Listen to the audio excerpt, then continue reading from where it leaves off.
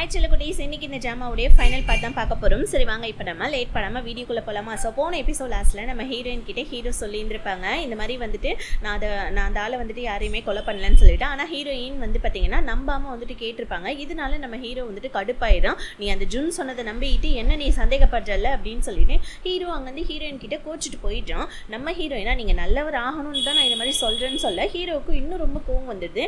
இப்போ நம்ம ஹீரோவுடைய முகத்தை வச்சு பார்த்துக்கிட்டே வந்து பார்த்தீங்கன்னா அந்த வேலைக்காரங்க கண்டுபிடிச்சிடறாங்க.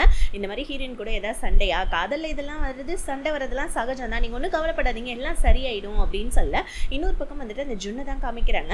ஜுன்னு கிட்ட உட்காந்து சனா பேசிட்டு இருக்கா. சனா கேட்குறா, என்னால உனக்கு ஏதாவது காரியம் ஆகணுமான்னு கேட்க, உன்னால எனக்கு எந்த காரியமும் ஆகணும்லாம் இல்லை, இப்போதைக்கு நான் சொல்றதை மட்டும் செய், நீ என்ன சொன்னாலும் ஹீரோயின் அதை நம்பணும், போய் அவளை வந்துட்டு நல்லா ஹீரோக்கு எதிராக திருப்பி விடுன்னு சொல்ல சனாவும் நம்ம ஹீரோயின் கிட்ட போயிட்டு ஹீரோ வந்துட்டு இந்த மாதிரி அரசர் சொன்ன வந்துட்டு இந்த மாதிரி ஹீரோ போயிட்டு நிறைய கொலை எல்லாம் பண்ணிட்டு வந்திருக்காராமே, எனக்கு ஒன்று நினைச்சு ரொம்ப கஷ்டமா இருக்குன்னு சொல்லிட்டு ஹீரோயினுக்கு ஆறுதல் சொல்ற மாதிரியே நம்ம ஹீரோவை பத்தி வந்து பாத்தீங்கன்னா நல்லா ஏத்தி விட்டுட்டு இருக்கா. ஹீரோயினுக்குமே ஒரு பக்கம் ரொம்ப கஷ்டமா இருக்கு, இன்னொரு பக்கம் பாவம் நம்ம வில்லியை காமிக்கிறாங்க. இவளை ஃபர்ஸ்ட்ல இருந்தே நம்ம வில்லின்னு கூப்பிட்டு இருக்கோம், இவ வில்லியே கிடையாது, ஒரு டம்மி பீஸ் போல இருக்கு. இந்த வில்லிக்கு வந்து பாத்தீங்கன்னா இந்த மாதிரி கோவில்ல வந்து பாத்தீங்கன்னா புத்த மடத்துல இருக்கிற கோவில்ல தண்டனை மாதிரி கொடுத்துருக்காங்க. ஸோ அங்க உட்காந்து இவ தண்டனை அனுபவிச்சுட்டு இருக்கா. ஆனா இவளால சுத்தமா அங்க இருக்க முடியல. உடனே அங்கிருந்து வெளியே ஓடி வந்துடுறா. இப்ப மார்க்கெட்ல வந்து எதாவது சாப்பிடலான்னு பார்த்தா கையில காசு இல்லை, பத்தாதுக்கு இவளுடைய அப்பா வர இவ மார்க்கெட்ல பாத்துறா. உடனே வில்லி போயிட்டு வந்துட்டு ஒளிஞ்சிக்கிறா.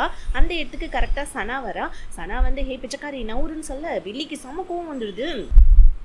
யாரை பார்த்துட்டு பிச்சைக்காரின்னு சொன்னேன்னு சொல்லிட்டு சனா கிட்ட சண்டை போட சனா உடனே ஓ நீயா, அப்ப பிச்சைக்காரின்னு உண்மையை தான் சொல்லியிருக்கேன்னு சொல்லிட்டு சனா ரொம்ப திமிரா பேசுறா. அடி பாவி, என்னுடைய நிலைமைக்கு யார் காரணம் தெரியல, ஆனா யாரா இருந்தாலும் கண்டிப்பா நான் கண்டுபிடிப்பேன்னு சொல்லிட்டு அங்க வந்துட்டு நம்ம வில்லி நின்று கத்திட்டு இருக்கா. ஸோ இப்போ வில்லிக்கு வந்து பாத்தீங்கன்னா ஃபர்ஸ்ட் இந்த சனா மேல தான் டவுட் வருது, இவ பொட்டி பாம்பா இருந்தவ எப்படி இவ்வளவு வாய் பேசுறா அப்படின்னு சொல்லிட்டு. இன்னொரு பக்கம் சனா வீட்டுக்கு போனா ஹீரோவுடைய ஃப்ரெண்டு வந்துட்டு சனாவை பார்க்கறதுக்காக வரான். அன்னைக்கு சனாவுடைய வீட்டுல இருந்து ஹீரோவுடைய ஃப்ரெண்டு ஏதோ ஒரு பேப்பர் எடுத்துட்டு போயிருப்பாங்க. ஆக்சுவலி அது என்னன்னா நம்ம சனா வந்துட்டு ஹீரோடைய ரைட்டிங், அதாவது ஹேண்ட் ரைட்டிங்க ஸோ எழுதி பார்த்துருப்பா, அதை வந்துட்டு பேப்பரா வந்துட்டு கசக்கி போட்டிருப்பா. இதுதான் நம்ம ஹீரோடைய ஃப்ரெண்டு பார்த்துட்டு என்னது இது, நீ தான் ஹீரோயின் அப்ப கடத்தினியா, ஸோ வந்துட்டு நீ உண்மையை சொல்லுன்னு சொல்ல சனாவுமே வந்துட்டு ஆமா நான் தான் கடத்தினேன், இப்போ என்ன உங்களை மாதிரி வந்துட்டு பெரிய பணக்காரங்களுக்குலாம் என்ன மாதிரி இருக்கிற ஏழைங்களுடைய வழி புரியாது, அவங்க தான் என்ன கெட்டவளா மாத்திருக்காங்கன்னு சொல்ல உடனே நீ போயிட்டு உடனே வந்துட்டு தண்டனை அனுபவின்னு சொல்லிட்டு ஹீரோடைய ஃப்ரெண்டு சொல்ல. ஆனா சனா என்ன சொல்ற, என்னால அதெல்லாம் முடியாது, இந்த மாதிரி வந்துட்டு உனக்கு ஒன்று தெரியுமா அப்படின்னு சொல்லிட்டு ஹீரோடைய ஃப்ரெண்டு கிட்ட சனா ஏதோ சொல்லிட்டு இருக்கா. அப்படியே அந்த சீன் கட் ஆகி இங்க ராஜா நம்ம ஹீரோ கூப்பிட்டு நான் கொல்ல சொன்ன ஆட்கள் எல்லாரையுமே நீ கொன்னுட்டியான்னு சொல்ல ஹீரோ ஆமா அப்படின்னு சொல்றான் தயக்கத்தோடையே. ஆக்சுவலி என்னன்னா நம்ம ஹீரோ வந்து பாத்தீங்கன்னா ராஜா கொல்ல சொன்ன ஒரு ஆளை கொல்லாம விட்டுருப்பான். என்னன்னா அவருக்கு வந்துட்டு ஒரு சின்ன பொண்ணுக்கு கல்யாணம் போல இருக்கு, அதனால நம்ம ஹீரோ கிட்ட ஒரு எக்ஸ்கியூஸ் கேட்டிருப்பாரு. ஹீரோவும் வந்துட்டு பாத்தீங்கன்னா இவர் ஒரு ஆளை தான் கொல்ல போயிருப்பாரு, ஆனா அவர் ரொம்பவும் மன்னிப்பு கேட்டு ஹீரோ கிட்ட எக்ஸ்கியூஸ் கேட்டதுனால ஹீரோ அவருடைய கன்னத்துல மட்டும் ஜஸ்ட் கீறி விட்டுட்டு உங்க சின்ன பொண்ணை வந்துட்டு சீக்கிரமா கல்யாணம் பண்ணி கொடுங்க அப்படின்னு சொல்லிட்டு அங்கிருந்து கிளம்பி வந்திருப்பான்.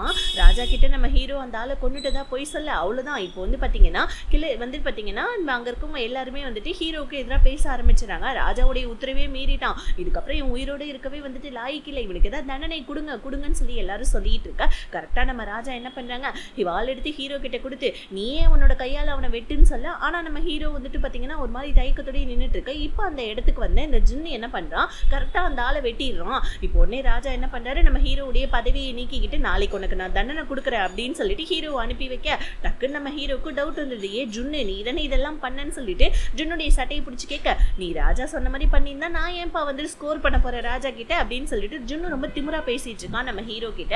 இன்னொரு பக்கம் நம்ம ஹீரோயினை தான் காமிக்கிறாங்க. ஸோ ஹீரோயினுக்கு எல்லா உண்மையும் தெரிஞ்சிருச்சு அவங்க அப்பா மூலியமா, அதனால ஹீரோயின் பாவம் அங்க கஷ்டப்பட்டுட்டு இருக்கான். ஹீரோ வந்துட்டு யாரையும் கொல்லல போல இருக்கு, நம்ம தான் தேவையில்லாம சந்தேகப்பட்டுட்டோன்னு. இன்னொரு பக்கம் வந்து பாத்தீங்கன்னா ஹீரோடைய ஃப்ரெண்டு அப்பா அவரும் வந்துட்டு பாத்தீங்கன்னா கிளர்ச்சியாளருடைய கும்பலை சேர்ந்தவர் தான். அவர் என்ன பண்றாரு, தன்னோட பையன் கிட்ட இந்த மாதிரி சீக்கிரமா ராஜ்யம் மாறப்போகுது, ஹீரோவை நாங்க எல்லாம் கொல்ல பண்ணி வந்துட்டு திட்டமிட்டு இருக்கோம், அதனால நீ ஹீரோடைய ஃப்ரெண்ட்ஷிப்பை வந்துட்டு நீக்கிடு அப்படின்னு சொல்ல இவனுக்கு ஒரு மாதிரி ரொம்ப கஷ்டமா இருக்கு. இப்போ உடனே வந்து பாத்தீங்கன்னா ஹீரோ பார்க்கறதுக்காக போறான். கையில வந்து பாத்தீங்கன்னா அந்த சனா எழுதுன அந்த பேப்பர்ஸ் கையில இருக்கு. ஹீரோ என்ன சொல்றான், என்னுடைய வந்துட்டு பதவி எனக்கு போயிடுச்சு, இதுக்கப்புறம் நீ என் கூட ஃப்ரெண்டா இருப்பியான்னு எனக்கு தெரியலையேன்னு சொல்ல அவன் ஒரு மாதிரி நின்றுட்டு இருக்கான். ஆனா அவன் நம்ம ஹீரோ கிட்ட ஏதோ ஒன்று சொல்லிட்டான் போல இருக்கு. இப்போ நம்ம ஹீரோ வந்துட்டு பாத்தீங்கன்னா கையில வாள் எடுத்துக்கிட்டு செம்ம கோவத்துல சனாவுடைய வீட்டுக்கு போயிட்டு சனா சனாவுடைய கழுத்திலே கத்தியை வச்சுட்டு ஒழுங்கா சொல்லு, நீ மட்டும்தான் வந்துட்டு இதுக்கு பண்ணியா இல்லை வேற ஏதாவது பண்ணாங்களா, ஒழுங்கா சொல்லுன்னு சொல்லிட்டு சனா கிட்ட கேட்க சனா வந்துட்டு ஜுன்னை மாட்டியே விடல.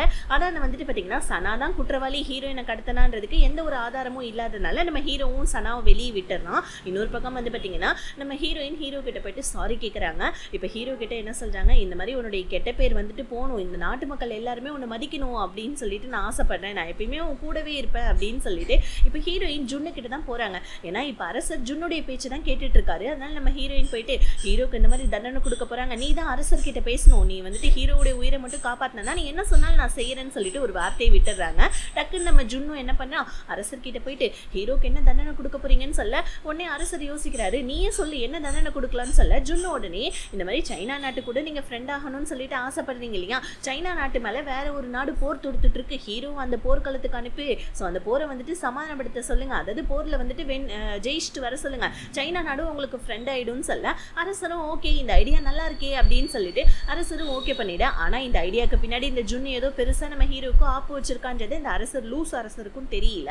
இன்னொரு பக்கம் வந்து பாத்தீங்கன்னா நம்ம ஹீரோ கிட்ட ஹீரோவுடைய ஃப்ரெண்ட் என்ன சொல்லியிருப்பான், இந்த கிளர்ச்சியாளர்கள் கும்பல்ல எங்க அப்பாவும் சேர்ந்தவர் ஒருத்தவர், ஆனா எனக்கு சத்தியமா தெரியாது எங்க அப்பா அதுல வந்துட்டு ஒரு ஆளா இருக்காரு, என்ன மன்னிச்சிடுன்னு சொல்ல ஹீரோ கிட்ட இந்த வந்துட்டு பிளாஷ்பேக்கை வந்துட்டு பாத்தீங்கன்னா நம்ம ஹீரோ நினைச்சு பாக்குறான். இப்ப நம்ம ஹீரோ அரண்மனைக்குள்ள போறதுக்கு முன்னாடியே அவன் ஃப்ரெண்டை பார்த்துட்டு ஒரு மாதிரி வந்துட்டு கஷ்டப்பட்டுக்கிட்டே போவ, ஃப்ரெண்டுக்காரனுக்குமே சும்மா அழுகியா வருது. இப்ப ராஜா என்ன தண்டனை கொடுக்க போறாருன்னு எல்லாரும் வெயிட் பண்ண ராஜா வந்துட்டு ஜுன்னு சொன்ன மாதிரியே வந்துட்டு பாத்தீங்கன்னா போர்க்களத்துக்கு போக சொல்றாங்க. ஹீரோவுமே சரின்னு சொல்லிட்டு அந்த தண்டனையை ஏத்துக்கிட்டு அங்கிருந்து கிளம்பிடுறான். ஆனா நம்ம ஹீரோ வந்துட்டு போனதுக்கு அப்புறமா ராஜ்யத்தை கைப்பற்றுறது ஜுன்னுடைய ஒரு இது போல இருக்கு, பிளான் போல இருக்கு. அதனால அந்த கிளர்ச்சியாளர்கள் எல்லாரையுமே கூப்பிட்டு வச்சுக்கிட்டு ஸோ இது மாதிரி எப்படியாவது ராஜாவுடைய அந்த இதை வந்துட்டு நம்ம பறிச்சிடணும், ராஜாவுடைய ரைட் ஹேண்டான ஹீரோவை நம்ம வந்துட்டு போர்க்களத்துக்கு அனுப்ப போறோம், அதுவே நம்மளுக்கு ஒரு வெற்றி தான் அப்படின்னு சொல்லிட்டு அவன் அங்க பிளானை போட்டுட்டு இருக்கா. இன்னொரு பக்கம் நம்ம ஹீரோ வந்துட்டு போர்க்களத்துக்கு போறான் இல்லையா, அதனால நம்ம ஹீரோயின் ஹீரோ கிட்ட நான் உன்னை கல்யாணம் பண்ணிக்க விரும்புறேன், அதுவும் இப்பவே அப்படின்னு சொல்லிட்டு சும்மா சின்னதா ஒரு கல்யாண செட்டப்ல ஒண்ணு பண்ணி ரெண்டு பேருமே வந்து பாத்தீங்கன்னா மோதிரம் மாத்திக்கிட்டு கல்யாணமும் பண்ணிக்கிறாங்க. இந்த விஷயம் யாருக்குமே தெரியல. அடுத்த நாள் நம்ம ஹீரோயின் ஹீரோவை வந்து பாத்தீங்கன்னா அழகா போருக்கு போயிட்டு வாங்க, நீங்க தான் ஜெயிச்சுட்டு வருவீங்கன்னு சொல்லிட்டு ஹீரோயின் அனுப்பிச்சு வைக்கிறாங்க. ஆனா ஹீரோ போனதுக்கு அப்புறமா பாவம் ரொம்ப சோகமாயிட்டு ஒரு மாதிரி கஷ்டத்துல உட்காந்துட்டு இருக்கான். போன நம்ம ஹீரோ ரிட்டர்ன் திரும்பி வந்து நான் போனதுக்கப்புறம் நீ அழுவுன்னு எனக்கு நல்லா தெரியும், நீ அழுவக்கூடாது அப்படின்னு சொல்ல இப்போ ஹீரோயின் டக்குன்னா அவங்க கையில் இருக்க ஒரு கர்ச்சிப் எடுத்து ஹீரோ கிட்ட கொடுத்து இந்த மாதிரி நீங்கள் பத்திரமா திரும்பி வரணும், கண்டிப்பாக நான் உங்களுக்காக வெயிட் பண்ணுவேன், சீக்கிரமா வாங்கன்னு சொல்லிட்டு ஒரு எம்ப்ராய்டரி போட்ட ஒரு கர்ச்சிப்பை நம்ம ஹீரோ கிட்ட கொடுத்துட்றாங்க. ஹீரோமே அங்கேருந்து போனதுக்கப்புறமா இருந்தாலும் நம்ம ஹீரோயினால அழுகே அடக்க முடியல, டக்குன்னு நம்ம ஹீரோயின் அழ ஆரம்பிச்சிடுறாங்க. இன்னொரு பக்கம் வந்து பார்த்தீங்கன்னா நம்ம ஹீரோயின் அவங்க அப்பா கிட்ட பேசிட்டு இருக்காங்க. ஸோ அப்போ வந்து பார்த்தீங்கன்னா ஹீரோயின் உண்மையை சொல்லிடுறாங்க, இந்த மாதிரி நானும் ஹீரோவும் கல்யாணம் பண்ணிக்கிட்டோம், நான் ஹீரோ வீட்டுக்கு போறேன்னு சொல்ல அப்பாவுக்கு லைட்டா கஷ்டமா இருக்கு, இருந்தாலும் அம்மா ரொம்ப ஹாப்பியா வராங்க. சரிமா உன்னோட திங்ஸ் எல்லாம் பேக் பண்ணிட்டு நீ ஹீரோடைய வீட்டுக்கு போன்னு சொல்ல அப்ப நம்ம ஹீரோயினோட டிரால ஒரு கீ செயின் இருக்கு, அந்த கீ செயினை பார்த்துட்டு ஹீரோயின் ஷாக் ஆகுறாங்க. ஸோ டக்குன்னு நம்ம ஹீரோயினுக்கு தலையெல்லாம் சுத்துது, ஒரு மாதிரி மயக்க வர மாதிரி இருக்கு, டக்குன்னு மயக்க போட்டு விழுந்துறாங்க. என்னன்னு பார்த்தா ஹீரோயின் அந்த மாடல் வேர்ல்ட்ல இருக்கிறப்ப அந்த கீ செயின் வாங்கியிருப்பாங்க, அந்த கீ செயின் எப்படி இங்க வந்துச்சுன்னு சொல்லிட்டு ஹீரோயினுக்கு செம்ம ஷாக்கு. இன்னொரு பக்கம் வந்துட்டு பாத்தீங்கன்னா போர்க்களத்துல நம்ம ஹீரோ செம்மையா எல்லாருமே அடிச்சு வந்துட்டு துவம்சம் பண்ணிட்டு இருக்கான். இப்ப அந்த மாடல் வேர்ல்ட்ல காமிக்கிறாங்க, அங்க இருக்கிற நம்ம ஹீரோயினுக்குமே தலை சுத்துது. ஆக்சுவலி என்னன்னா அந்த சோல் வந்துட்டு பாத்தீங்கன்னா மாறி இருக்கு போல இருக்கு. இந்த மாடல் வேர்ல்ட்ல இருக்க ஹீரோயின் தான் வந்துட்டு இந்த நாவல் ஹீரோயின். ஸோ இப்போ டக்குன்னு வந்து பாத்தீங்கன்னா அவங்களுக்குமே அங்க தலைவலிக்க இங்க நம்ம ஹீரோயின் மயக்கத்துல இருந்து எந்திரிக்கிறாங்க. எந்திரிச்சு நம்ம ஹீரோயின் கையில் அந்த கீ செயின் இருக்குது. டக்குன்னு அந்த கீ செயினை வந்து பார்த்தீங்கன்னா வேலைக்கார பொண்ணுகிட்ட காமிச்சு இந்த கீ செயின் எனக்கு ஏதுன்னு கேட்க, இதுவா நீங்கள் வந்துட்டு அந்த மந்திரவாதி கிட்ட இருந்து தான் வாங்கிட்டு வந்தீங்கன்னு சொல்ல இப்போ ஃப்ளாஷ்பேக்கில் காமிக்கிறாங்க. அதாவது நாவலில் இருந்தாங்க இல்லையா ஹீரோயின். ஸோ அந்த நாவல் ஹீரோயின் இந்த நாவலுக்குள்ளே வரதுக்கு முன்னாடி என்னோட வாழ்க்கையே எனக்கு வாழ பிடிக்கல, நான் வேற ஒரு வாழ்க்கைக்கு போகணும்னு ஆசைப்படுறேன் அப்படின்னு சொல்லக்குள்ள அந்த மந்திரவாதி தான் இந்த கீ செயினை கொடுத்துருப்பா போல இருக்கு. இப்போ அந்த கீ செயினை வந்துட்டு இப்போ நம்ம ஹீரோயின் அதாவது ரியல் வேர்ல்டில் இருக்க ஹீரோயின் எடுத்துக்கிட்டு வந்து அந்த மந்திரவாதி கிட்ட காமிச்சு இதை கீ செயின் நீங்க எனக்கு எதுக்காக கொடுத்தீங்கன்னு சொல்ல, நீ தானே வாழ்க்கையே பிடிக்கலன்னு சொன்னேன், இந்த கீ செயின் உன் கையில வந்ததுக்கு அப்புறம் உன் வாழ்க்கையே மாறி இருக்குமே அப்படின்னு சொல்ல ஹீரோயின் வந்துட்டு அப்பதான் யோசிச்சு பாக்குறாங்க. ஓ அப்ப அந்த கீ செயினால தான் நம்ம இந்த இடத்துக்கே வந்திருக்கோம் போல இருக்குன்னு சொல்லிட்டு யோசிச்சு பார்த்துக்கிட்டே ஹீரோ எப்படி இருக்கான்னு பார்த்து சொல்ல முடியுமான்னு கேட்க டக்குன்னு அந்த மந்திரவாதி ஹீரோவை பத்தி யோசிச்சு பாக்குறாங்க பாருங்க.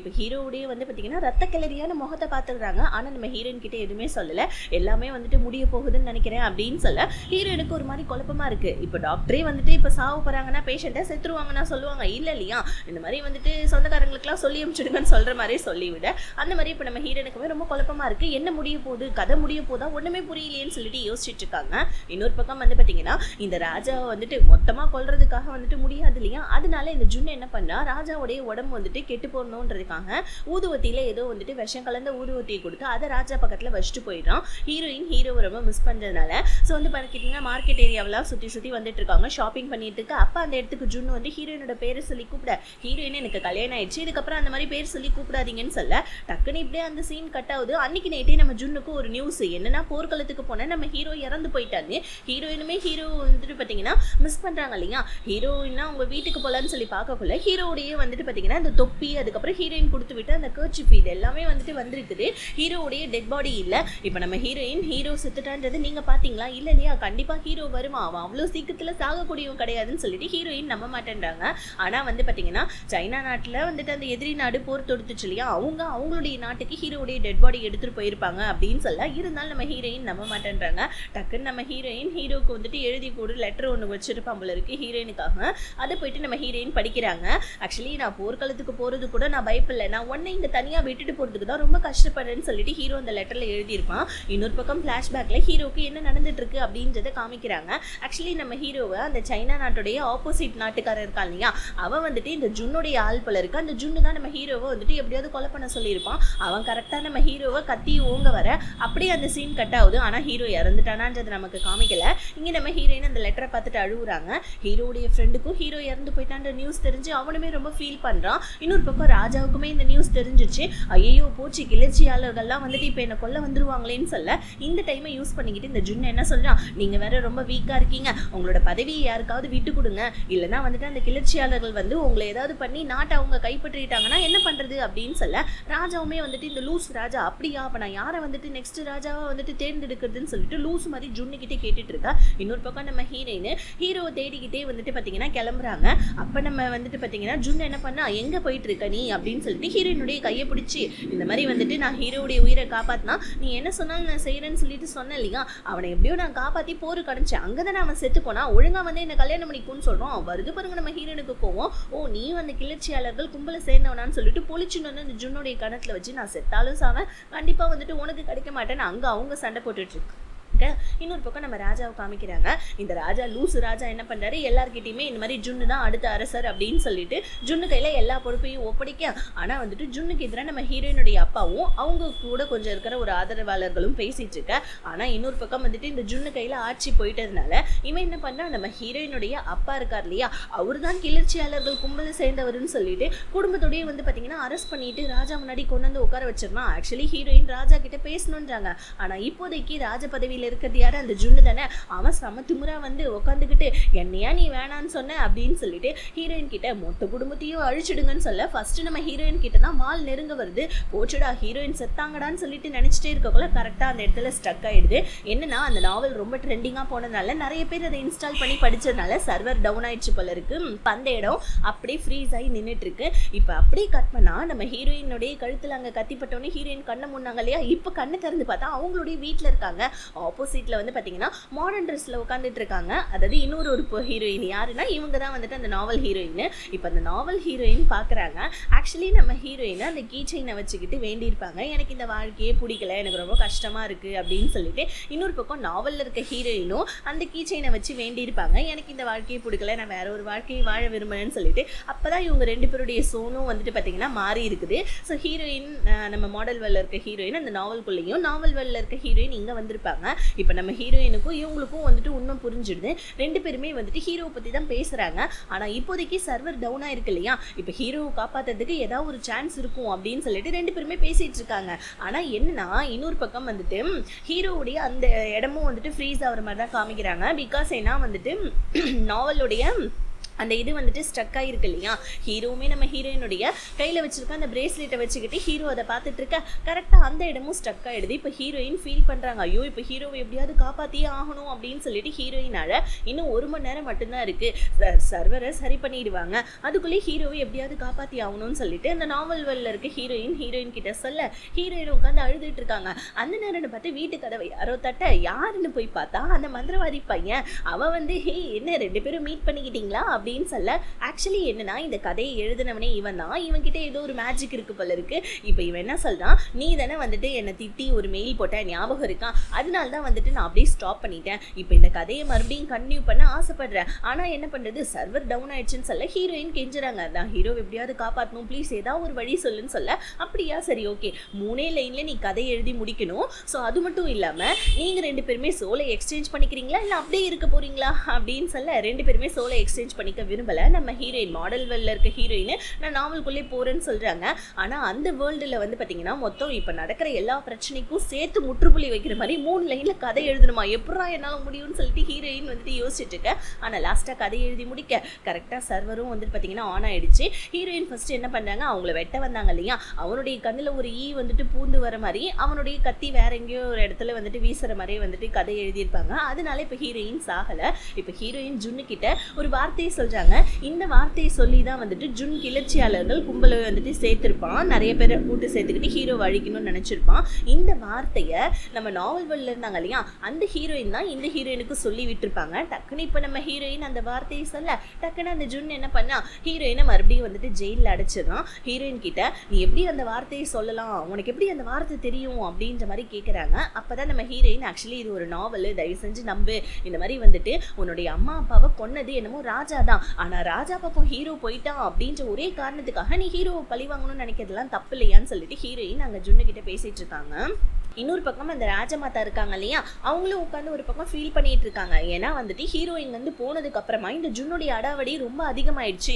ஸோ இந்த மாதிரி வந்துட்டு ராஜ்யத்தையே அவன் கைப்பற்றிக்கிட்டு ரொம்ப படாத பாடுபடுத்திட்டு இருக்கான்னு சொல்லிட்டு ராஜமாதா ஃபீல் பண்ணிட்டு இருக்கேன். இப்போ ஹீரோயின் சொன்னது எல்லாத்தையுமே இந்த ஜுன் சுத்தமா நம்பவே இல்லை, இது ஒரு நாவல் வேர்ல்டு அப்படின்னு சொல்லிட்டு. அதனால இவன் ஹீரோயின் அடைய நினைக்க ட்ரை பண்றான். ஹீரோயினுமே நான் உன் கையில சிக்க மாட்டேன்னான்னு சொல்லிட்டு ஜுன்னு கிட்ட இருந்து எப்படியோ தப்பிச்சு ஓட சோல்ஜர்ஸ் எல்லாருமே நம்ம ஹீரோயினை சுத்தி வளைச்சிடுறாங்க. ஆனா இந்த ஜுன்னு ஒன்னு நீ என்ன கல்யாணம் பண்ண இல்லையா செத்துப்போ அப்படின்னு சொல்லிட்டு ஹீரோயின் கிட்ட வந்துட்டு பாத்தீங்கன்னா வாழை நீட்டுறான் பாருங்க.